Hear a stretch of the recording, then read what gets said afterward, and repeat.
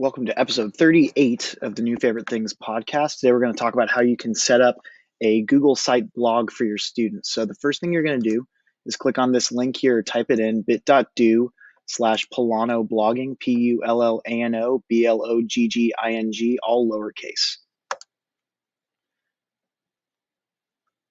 And it's going to pull up this Google Drive folder that has two things in it. You're going to right click on both and select make a copy. And then right click and select make a copy. And now both of these templates are going to be in your Google Drive for you to be able to go in and edit your own copies. So I'm going to come over here to my recent icon on the left so I can see my most recent documents. And now I'm going to have these two new icons here that are going to be my personal documents. So I'm going to come in, I'm going to open up that Google site that I just made, and this is going to be my student blog. And I'm going to have to do a little bit of renaming here because it's just a template. So I'm going to put in Jason's Outstanding Blog, and then I'm going to put across the top Jason's Outstanding Blog, and then for good measure, one more time, Jason's Outstanding Blog.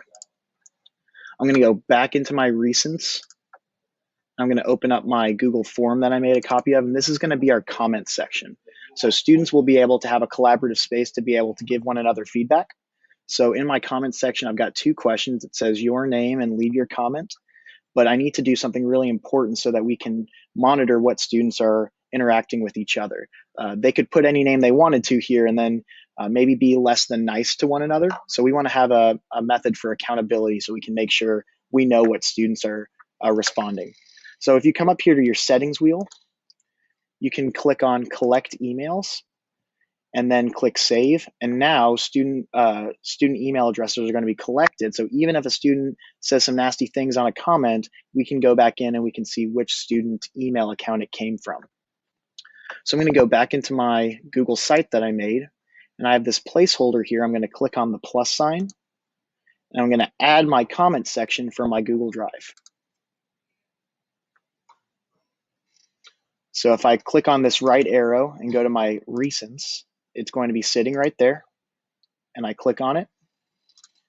And down at the bottom, I'll click insert. And now my comment section is going to show up here, and I can make this a little bit bigger so that all of my information is shown there. And now we're actually going to go up and we're going to publish our site. We have to do a couple of things on our permissions, but click on the big blue publish button. And this field is going to automatically fill itself in. And that's, you don't need to change anything about that, but we do need to change who can view the site. So we're going to click on manage, and we're going to change who can open this link.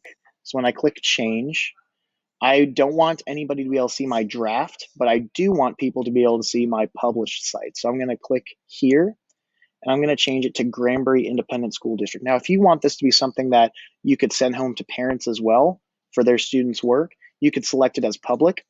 But for now, I just want it to be an in-class assignment, so it's going to be Granbury Independent School District. And then I'm going to click done. And then finally, I'm going to click the big blue publish button one more time.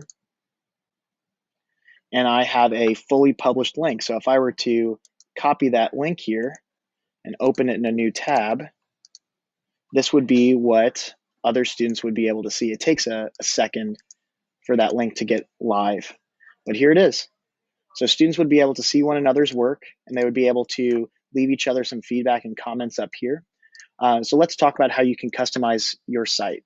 If you come over here to your right-hand side, there's an option that says themes, and you can come in and you can change themes. You can change the color of your theme. You can change the font style. Students can come in and they can change the image behind the different headers and posts, and they can upload their own images. They can find images on Google. They can use the pre-created bank of images on Google. And they can customize all of this to their own liking. Anytime a student wants to create a new blog post, they can do it a couple different ways. I think the easiest way for me is that you can come over here to this duplicate section icon. And when I click duplicate section, I probably want to have my most recent blog posts on top. So it's just going to copy the exact information that was here. And then I'm going to change this from 127 to 527. And then I can make my comments. If there's a YouTube video I want to publish with this, I can. And then when I come in tomorrow and do another blog post, I can duplicate the section again, change this to 528.